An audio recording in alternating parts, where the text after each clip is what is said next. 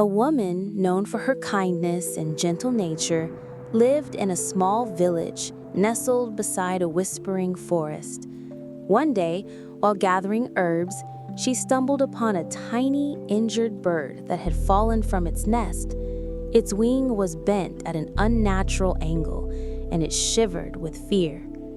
The woman, whose heart was as tender as the petals of the wild roses she loved, carefully scooped up the fledgling. She brought it home and, with a mother's touch, fashioned a soft nest from an old cloth.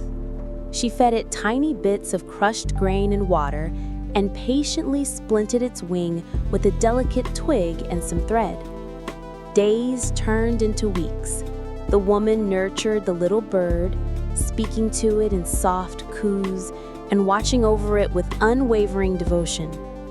As its wing healed, the bird began to hop around, then flutter, and finally take short, unsteady flights within her humble home.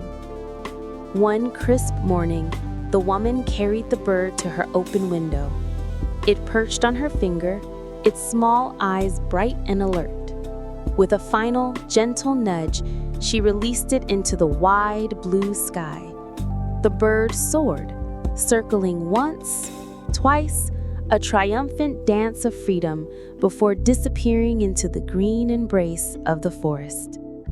The woman watched until it was out of sight, a bittersweet smile on her face.